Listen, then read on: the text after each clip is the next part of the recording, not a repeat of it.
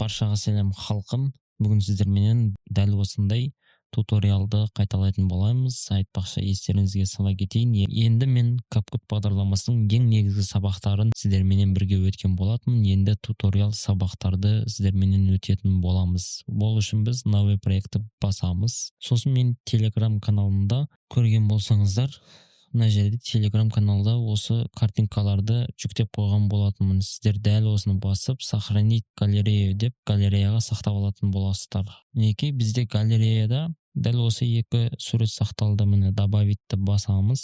Мінекей бірінші өздеріңіз жақсылап қарап аласыздар. Форматын таңдап аласыздар. Өздеріңізге керек форматта соотношение стороны бұл жайында сабақ өткен болатын. Мына жерде немесе TikTok немесе YouTube формат болсын, дәл осы жерде қалаған формат таңдайтын боласыздар. Мен мысалы YouTube форматты таңдадым. 16:9. Сосын размерін осылайша үлкейтіп қоямын. Неке қара фонның да размері үлкен болып тұр. Енді дәл осы жерде қараңыздар. Бірінші сары фон, сосын қара фон тұр. Енді мен осы екеуінің орнын осылайша алмастырып қоямын. Яғни өздеріңіз көріп тұрсыздар, үстінен басып тұрып, осылай қалаған осы жерге осылай ауыстырсаңыздар да болады. Мінекей, енді дәл осы жерде мен екінші фонды өшіріп тұрамын. Қазір сіздерге себебін көрсететін боламын.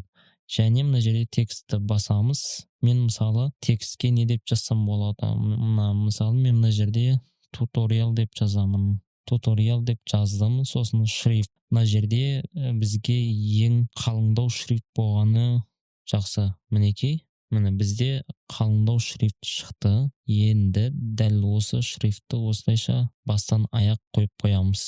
Сосын шрифттің үстінен басамыз. Шрифттің үстінен басып, мына жерде стилиге кіреміз және шрифтке қара түс береміз. Неге бізде дайын болды. Яғни көріп тұрған болсаңыздар 3 секундтық видео шығып тұр. Енді дәл осыны ешқандай өзгертіс кіргізбестен экспорттаймыз. Неге экспорт. Енді дәл осы жерде мұқият қараңыздар. Новый видеоны баспаймыз. Мына жерде назад кнопкасын басатын боламыз. Мінекей назад кнопкасын бастым. Енді дәл осы жерде текст жайында қалады. Мына жерде добавитті басамыз. Сосын қара фонды таңдап, HD форматпен добавить дейміз. Мінекей дәл осы жерде текстің үстінен басамыз. 2 рет басып, мына жерде текстің түсін дәл осы фонда тұрған түске осылайша белгілейміз. Яғни мінекей өздеріңіз көріп тұрсыздар. Мына бастым мен. Мына сары түске қойдым. Енді дәл осы жерде текстті осылайша ұстап, екінші фонға қойып аламыз. Сосын бірінші фонды өшіріп тастаймыз. Міне бізде дайын шықты. Енді бұны да экспорттаймыз. Міне бізде дайын. Енді готовыны басамыз. Сосын новый проектті басамыз. Сосын ең соңғы сақталған видеомызда бірінші орында қара түсті басамыз. Сосын HD формат добавитті басамыз. Кейін барып дәл осы жерде қараңыздар, наложение дегенді басуымыз керек болады. Яғни бұл жерде сіздермен өткен сабақта наложениені өткен болатынмын. Наложениені басамыз, добавить дейміз және екінші тұрған видеомызды HD форматпен добавить дейміз. Яғни мына жерде ешқандай өзгертіс кірітілмеген. Мінекей, осылайша бір тексеріп аламыз. Енді мінекей, енді дәл осы жерде наложение бөлімінде тұрған футажды басамыз. Сосын мына жерде маска бөліміне кіретін боламыз. Мінекей, маска бөліміне кірдім. Сосын осы жерде өздеріңіз қалаған масканы пайдалансаңыздар да болады. Мен мысалы думалақты аламын, осылайша размерін үлкейтіп, осылайша көлеңкесін шығарып қоямын. Кішігірім көлеңкесін қоямын. Негізі көлеңкені қоймаса да болады еген. Мінекей, енді дәл осы жерде маска бөлімінен осы анимацияны істейтін боламыз. Яғни таймлайнда тұрған видеоны осылайша видеоның басына қоямыз. Размерін кішірейтіп, осылайша төменге түсіремін мына бұрышқа. Сосын мына жерде ключті қосамын. Мінекей автоматты түрде ключ қосылды. Енді 1-2 секунд өткіземін. Сосын дәл осы центрге мына думалақты алып келемін. Сосын тағы 1 секунд өткізіп, осылайша текстің ең соңына алып барамын.